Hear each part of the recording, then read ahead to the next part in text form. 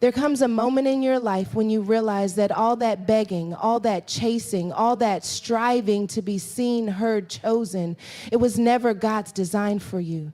You weren't created to run after what's running from you. You weren't designed to shrink just to stay in rooms that don't honor your presence. Somewhere along the way, life may have taught you to settle for breadcrumbs, to apologize for your brilliance, to silence your voice just to keep the peace. But I came to tell somebody tonight, you don't have to chase what God has already called yours. You see, when you finally learn how to turn inward, when you get still enough to hear the voice of God louder than the noise of insecurity, you begin to recognize the divine within you. You stop performing, you stop pleasing, you stop proving. That's when the shift begins. That's when you start healing, and that's when heaven starts moving, because focusing on you is not selfish, it's spiritual. It's warfare, it's alignment. When you stop chasing the wrong things, you start attracting the right things. When you stop begging for love, you start becoming love. So I want to speak to the version of you that feels forgotten, the version of you that's been overextending, overcompensating, overexplaining, that version of you that has been busy doing just to feel worthy of being. I came to serve notice on every lie you've believed that told you you needed to beg to be blessed or chase to be chosen. Baby, you are the blessing. You are the answer. You are the oil. And in this season, the assignment is clear. Don't beg, don't chase, focus on you. God is about to show you who you really are. You teach people how to treat you by what you tolerate in silence. That's not just a catchy phrase. It's a truth that will free you if you let it sink deep. So many of us are walking around wounded, not because of what people did to us, but because of what we never said, what we allowed, what we kept brushing under the rug just to keep the peace. But peace at the cost of your dignity is not peace. It's bondage. And what you allow in silence becomes the standard others will live by when it comes to you. The truth is, your silence is not neutral. It speaks. It tells people what they can get away with. It tells people how deeply you value yourself. It tells people whether you're afraid to rock the boat because you're scared of being alone, or whether you stand in the authority of someone who knows they're not for everyone, but are still worth everything.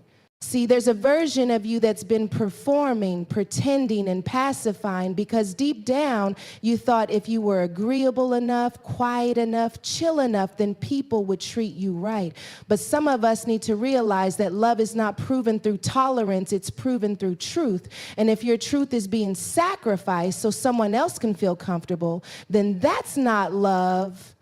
That's manipulation. That's compromise on a level that will drain your soul. The enemy wants you to believe that silence is strength, but sometimes silence is just fear dressed up in wisdom. And I'm not talking about the kind of silence where you choose your battles wisely.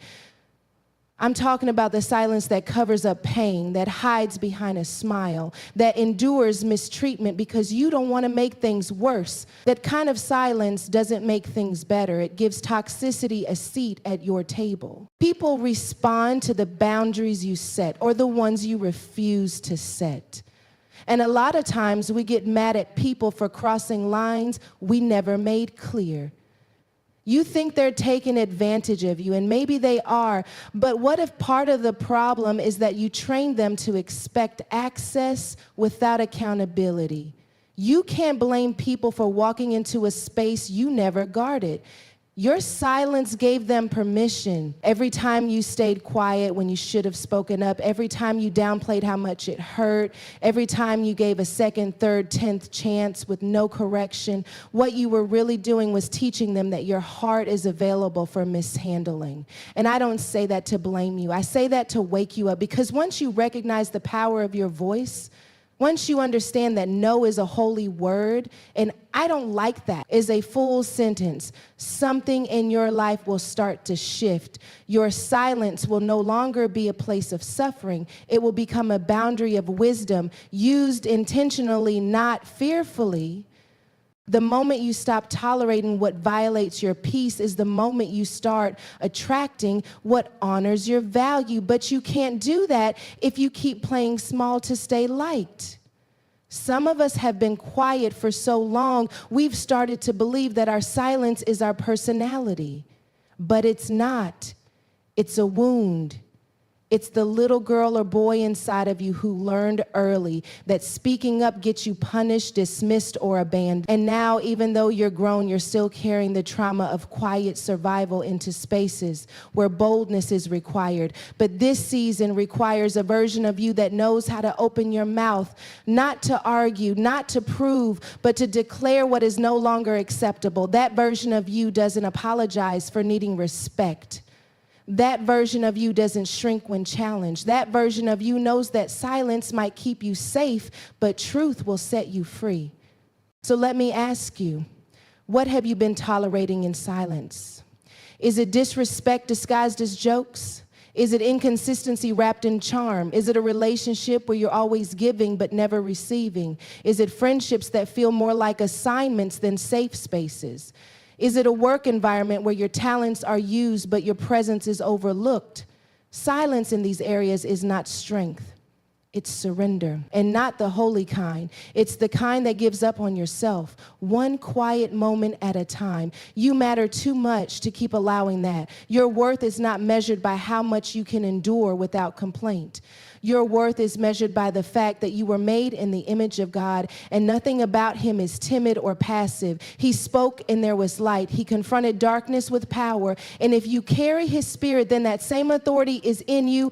When you begin to teach people how to treat you by refusing to tolerate the unacceptable, you won't need to chase closure, you'll create it. You won't need to beg for respect, you'll command it. You won't need to suffer in silence, you'll speak with discernment. And when you do that, the wrong ones will leave. That's not punishment, that's pruning. God will use your voice to clear the room of what was never meant to stay. Because sometimes all heaven is waiting on is for you to agree with your own worth, not by shouting it in people's faces, but by adjusting your life to reflect it. When you stop showing up for people who never show up for you, when you stop pouring into places that leave you empty, when you stop co-signing dysfunction with your silence, everything begins to change. The challenge is that breaking your silence often means disappointing people who benefited from your silence. And that's where the real warfare begins. Because the moment you start enforcing your boundaries, you'll be called difficult. You'll be labeled too sensitive, too much, too cold. But don't let that distract you. The enemy will always attack your mouth when your freedom is in your voice. He'll use guilt, shame, manipulation, all of it, to convince you that speaking up is selfish. But it's not. It's stewardship. You are the caretaker of your soul. Nobody else is going to advocate for your wholeness like you can. And if you're waiting for someone else to notice how much you're hurting and do better on their own, you might be waiting forever. Sometimes they don't change because they have no reason to. You've shown them they can have your loyalty without your protection, your love without your limits, your energy without your standards. That ends now. The truth is, some people only respect power. And your power isn't in how loud you are, it's in how you carry yourself, what you walk away from, what you no longer explain. When you stop tolerating what dishonors you, you stop inviting it into your life. You can't keep praying for God to send better people while continuing to accommodate the ones he's trying to remove. Your silence has to be broken not with chaos, but with clarity. You don't have to scream, you just have to decide. Decide that you're not begging. Decide that you're not chasing. Decide that focusing on you means protecting the temple God gave you, even if it makes others uncomfortable, because when you stop tolerating in silence, you start leading with truth. And truth will always disrupt what was never built on love to begin with. Chasing validation is the fastest way to lose your identity. It's the slow death of your authentic self in exchange for applause that never satisfies. You weren't born to be liked, you were born to be light. But somewhere along the way, many of us started bending, shifting, contorting who we are just to fit into spaces we were never designed to belong in. And it's subtle at first. You smile when you really want to speak. You agree when everything in your spirit says no. You post what you think people want to see, say what won't stir the waters, do what keeps the room comfortable, and before you know it, you've buried your truth under a performance you didn't audition for. Validation becomes your drug, and the hit feels good for a moment, but it never lasts, because the version of you they love isn't even real. It's curated. It's safe. It's silent. And deep down, you know it. There's a high that comes with being chosen, being accepted, being told you're enough. But if you have to trade your truth to get it, it's not acceptance, it's approval dressed up as love. And approval is dangerous because it's conditional. One wrong move, one unpopular opinion, one moment of vulnerability, and the same people who praised you will pull away because they were never in love with you. They were in love with the idea of you, the agreeable version, the easy version, the version that never disrupted their comfort. And chasing that kind of validation turns your soul into a shapeshifter. One day you're this, the next day you're that. You start editing your story to fit their script. You start questioning your own instincts. You start shrinking your dreams to fit into rooms that lack the capacity to hold them. And eventually you look in the mirror and don't even recognize the person staring back at you. That's what happens when validation becomes your master. It erases you slowly. Some of us are tired and we don't even know why. It's not just physical exhaustion, it's the weight of pretending. It's the fatigue of smiling through rejection, of constantly second-guessing yourself, of filtering every decision through the question, will they still like me if I do this? That's not freedom. That's bondage. And here's the thing. The more you chase validation, the more you train your spirit to distrust your own voice. You stop leaning into discernment and start depending on consensus. You need a cosign for every move. You need a yes from people who don't even know what God whispered to you in the dark. You keep searching for confirmation in comments, likes, invites, but those things were never meant to define your worth. They were never meant to replace your compass. Your identity is not a community project. It's a divine assignment. And the moment you realize that, you stop performing and start living. When you don't know who you are, you'll believe anything about yourself if it sounds good enough. And that's what makes chasing validation so dangerous. It puts your self-worth in the hands of people who are just as lost as you are. Some of the very people we're begging to see us are still trying to find themselves. And yet we give them the power to name us, to define our value, to tell us what's too much, too loud, too deep. But they didn't create you, so they can't label you. Only the Creator gets to define the creation. And God didn't put you on this earth to blend in. He called you to be set apart, chosen, different, not for the sake of ego, but for the sake of purpose. You're not called to be everything for everyone. You're called to be exactly who He made you to be, unapologetically, authentically, fearfully, and wonderfully. Some of the greatest losses in your life won't come from what people took from you. They'll come from what you gave away in your chase for approval. You gave away your voice to keep a relationship. You gave away your dreams to be liked in your family. You gave away your standards to feel accepted in a circle. And it's not that you weren't enough. It's that you didn't believe you were enough without their validation. That's where the enemy gets in. He convinces you that if they don't like you, you must not be lovable. If they didn't choose you, you must not be valuable. But rejection is not a reflection of your worth. It's often a redirection toward your real identity. Because every time someone walks away from your truth, it just means they were connected to your mask, not your mission. The problem is we've gotten so used to editing ourselves that we forget authenticity is anointed. You don't need a platform to prove it. You don't need a following to validate it. You don't need applause to make it real. What God put inside of you doesn't need permission to exist. But when you chase validation, you start auditioning for a role you already own.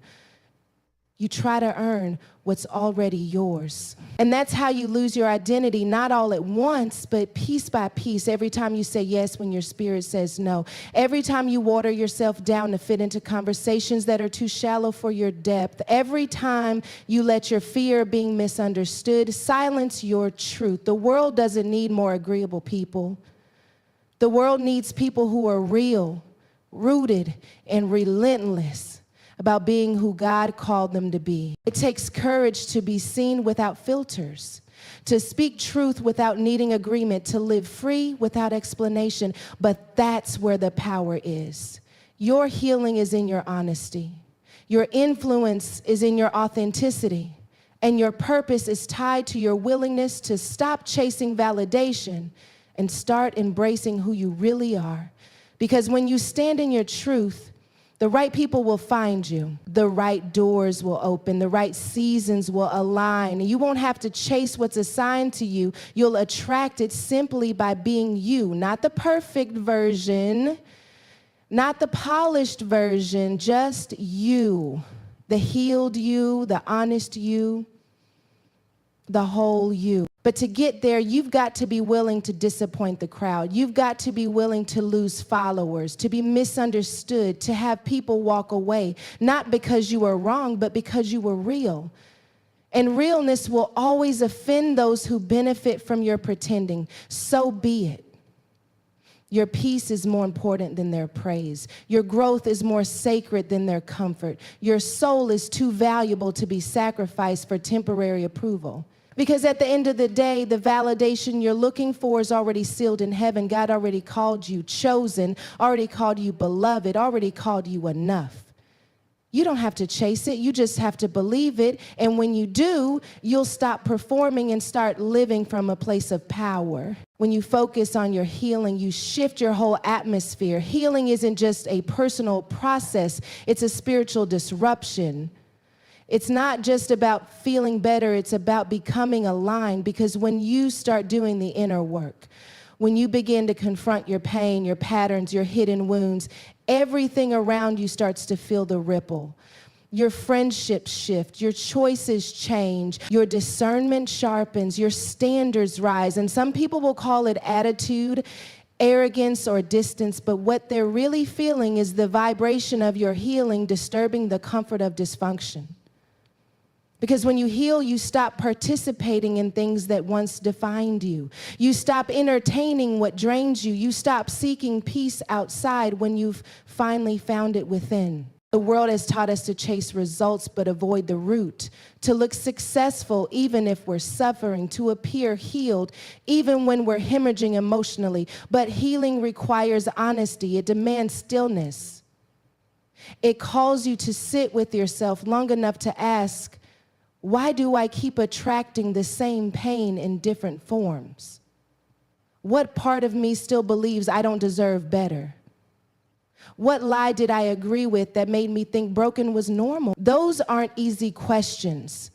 They're messy. They're uncomfortable. They don't come with quick fixes or cute quotes, but they are necessary, because if you never face the root, you'll keep producing the same fruit. Cycles of chaos, patterns of pain, relationships that mirror your unhealed self back to you again and again. Healing breaks that. There's power in facing your pain instead of numbing it. There's deliverance in choosing therapy, prayer, boundaries, rest, and truth over busyness and distraction. So many of us are afraid to heal because we think healing means reliving the hurt. But healing is not about staying in the pain. It's about walking through it to get to freedom. It's about standing in the middle of what tried to break you and saying, you don't control me anymore. When you heal, you start recognizing your triggers not as shameful, but as signals pointing to places still in need of love and attention. You stop over-explaining. You stop settling. You stop placing your identity in the hands of people who never valued it. Healing gives you your power back. Focusing on your healing is the most radical form of self-love. It's saying, I refuse to hand generational trauma to my children. I refuse to let bitterness define my personality. I refuse to live in survival mode for the rest of my life. Healing is how you interrupt dysfunction that's been passed down through silence. It's how you rewrite the story. But here's the truth. Healing will cost you. It will cost you illusions. It will cost you fake peace. It will cost you approval from people who liked you better when you were broken and quiet. And that's why so many people stay stuck, because the pain they know feels safer than the wholeness they've never experienced. But God is calling you higher, not just into healing, but into wholeness, into clarity, into truth, into a version of you that no longer needs to bleed for others to feel better about themselves. When you start prioritizing your healing, the atmosphere around you starts catching up. What used to be comfortable now feels suffocating. What used to be tolerable now feels toxic. Your spirit starts rejecting environments that no longer match your growth. You can't unsee what healing reveals. You can't unknow your worth once you've discovered it. You can't keep pretending when your soul is screaming for freedom. That's when you realize healing is not a moment, it's a lifestyle. It's not just about crying it out one night and moving on. It's about changing how you show up for yourself daily. It's about choosing better over and over, even when it's lonely, even when it's misunderstood, even when it's hard. People will notice the shift before you announce it. They'll feel the difference in your energy, your responses, your boundaries. You no longer explain your no. You no longer bend to avoid conflict. You no longer trade your peace for someone else's comfort. And not everyone will celebrate that version of you. Some will resent that. Some will say you've changed, and they'll be right. Because healing changes your priority. It changes how you spend your time, who you give access to, how you respond to offense. It changes your appetite for chaos. What once fed your brokenness now starves your healed self. You don't crave drama, you crave peace. You crave alignment. You crave authenticity. And the beauty of healing is that it's contagious. When you heal, you give others permission to do the same. You become a mirror for what's possible. You walk into rooms differently. You lead from wholeness instead of wounds. Your children feel safer. Your relationships feel lighter.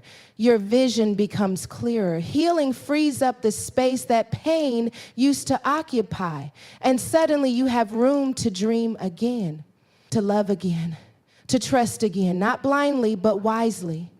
Healing doesn't make you soft. It makes you strong in a way that survival never could, because survival is loud, it's reactive, it's defensive. But healing is quiet confidence. It's knowing who you are, even when others don't understand it.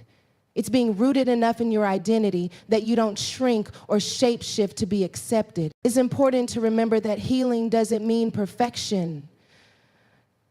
It doesn't mean the pain never happened. It means you stopped letting it control the narrative. It means you stopped letting the trauma lead. You started letting truth lead, grace lead, love lead. Healing is not linear. Some days it feels like progress, other days it feels like a setback. But every step you take toward wholeness is a step away from bondage. And every time you pause instead of react, breathe instead of lash out, choose rest instead of burnout, that's healing. That's holy. And heaven rejoices over those moments, even if no one else sees them, because God cares more about your internal transformation than your external performance. Sometimes the biggest shift isn't what changes around you, it's what changes within you. You stop needing people to fix what they broke. You stop waiting for apologies to forgive. You stop proving your worth to those committed to misunderstanding you. Healing makes you okay with being misunderstood because you finally understood yourself. You don't need closure from them. You found it in you. That's when the atmosphere really shifts, when your presence starts speaking louder than your pain, When your boundaries speak louder than your explanations, when your peace speaks louder than your past. The more you heal, the less you chase, the less you beg, the more you attract what aligns with your identity instead of your insecurity. And here's what most people miss. The world teaches us to focus on the image, but God calls us to focus on the inside, because he knows that when you heal, you become a better steward of every assignment he's given you. You can't carry what he has for you with broken hands. You can't walk in purpose while dragging old pain like a security blanket. Healing is what prepares you for the next level. It's not the door, it's the key. That's why the enemy tries to distract you from it, rush you through it, shame you out of it. But healing is your resistance. It's your rebellion against every lie that said you'd always be broken. It's how you reclaim your time, your power, your voice, your calling. And when you walk in that kind of healing, the atmosphere has no choice but to respond. Because healed people change rooms. Healed people carry peace. Healed people move with heaven's authority. God doesn't bless desperation, he blesses alignment. Desperation is rooted in fear, in scarcity, in the belief that if I don't grab it now, it'll pass me by forever. It's a posture that screams, God, I don't trust your timing, so I'll force my own. Desperation will have you running after things that were never meant for you, compromising your values to keep doors open, lowering your standards just to feel seen. But alignment is different. Alignment is trust. It's a heart posture that says, God, I may not understand the delay, but I won't detour. Alignment waits without panic, worships without answers, and moves with wisdom instead of impulse. It's not passive, it's powerful. Because alignment positions you to receive, not chase, to walk, not run, to discern, not beg. When you're in alignment, your decisions are no longer driven by lack. You're no longer trying to manipulate outcomes or people. You stop operating from a place of urgency and start operating from a place of obedience. Desperation causes you to attach your identity to results, but alignment anchors your identity in God's will, even when the results don't make sense yet. That's the difference. Desperation will have you jumping into relationships just to not be alone. Chasing opportunities that look shiny but drain your spirit. Saying yes to things your spirit is screaming no to. Because when you're desperate, you'll take anything, but when you're aligned, you'll wait for the right thing. You'll trust that what's for you cannot pass you. You'll know that delays don't mean denial, they're just divine protection. Some of us are so used to operating from a place of desperation that we confuse anxiety for ambition. We think the more we hustle, the more we prove ourselves, the more God will bless us. But God isn't moved by panic, he's moved by faith. He doesn't need your performance, he wants your posture. He's not looking for a frantic heart, he's looking for a surrendered one. The danger with desperation is that it creates noise. And in the noise, you can't hear him clearly. In the noise, you mistake distractions for destiny. In the noise, you settle for the counterfeit because it came quick, even though it cost you your peace. But alignment quiets the soul. It slows you down enough to hear the whisper. It teaches you to trust the process, not just the promise. God never told you to chase people, positions, or platforms. He told you to seek him. He told you to be still and know. He told you to trust in the Lord with all your heart and lean not on your own understanding. Desperation leans hard on understanding. It demands answers, timelines, and guarantees, but alignment leans on God. It doesn't need all the details. It just needs direction. That's when the supernatural starts moving. When your spirit gets still enough to align with God's will, doors open without you having to knock them down. Favor finds you, provision meets you, relationships align, not because you forced them, but because you were faithful. That's the blessing of alignment. It flows. It doesn't force. It's not earned. It's inherited. Desperation is loud, but alignment is quiet. Desperation is reactive, but alignment is responsive. Desperation makes you chase what God never sent. Alignment makes you attract what He ordained. The shift happens when you realize you don't need to be everywhere, know everything, or do the most to be blessed. You just need to be in position. And position starts with obedience. Sometimes God will delay the thing you're praying for until your heart is ready to hold it. Because He's not just trying to bless you, He's trying to build you. He's trying to strengthen your character, develop your discernment, and teach you to trust Him without conditions. The problem is we often associate movement with progress. So if things feel slow or quiet, we think something's wrong. But some of God's greatest blessings come in seasons of stillness. It's in the stillness that He heals your vision. It's in the stillness that He breaks attachments. It's in the stillness that He realigns your heart to His will. And if you skip the stillness in your desperation to be seen, you'll miss the preparation required to be sustained. Because it's one thing to receive a blessing, but it's another to keep it. And God doesn't want to give you something you're going to lose in the next storm. That's why alignment matters. It builds you for what you're asking for. Desperation will always make you think you're behind. It'll keep you comparing your journey to everyone else's, measuring your value by someone else's timeline. But alignment keeps you grounded. It reminds you that what God has for you is not in competition with what He's doing for someone else.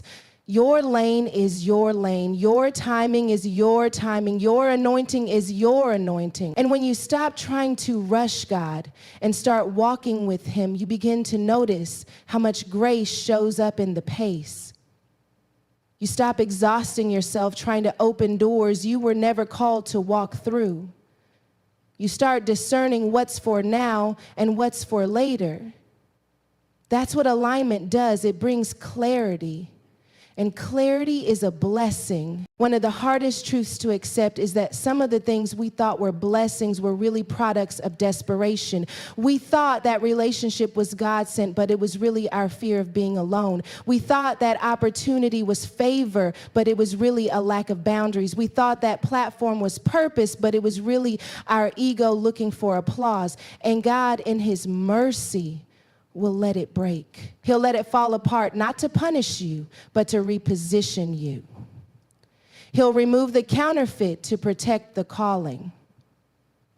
Because alignment will never leave you empty. It just clears the clutter. It makes space for the real.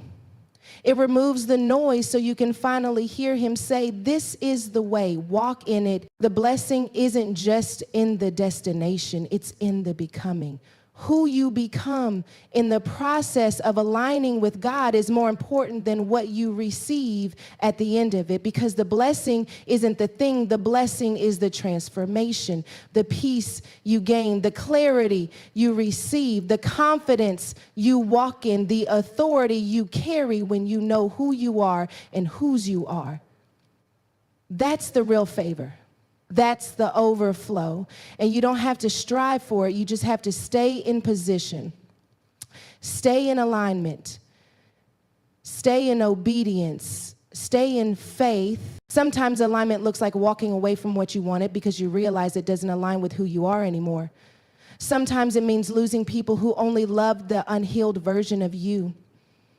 Sometimes it means taking the long road, trusting that God is working behind the scenes even when there's no sign yet. But the beautiful thing is, alignment is never in vain. Everything you sacrifice in desperation will be restored in purpose. Everything you lost trying to force it will be returned when you trust Him to lead it. You don't need to beg. You don't need to chase. You don't need to manipulate. All you need is alignment. And when you're aligned, what's yours will find you, not because you ran it down, but because you made room for it by becoming who God called you to be.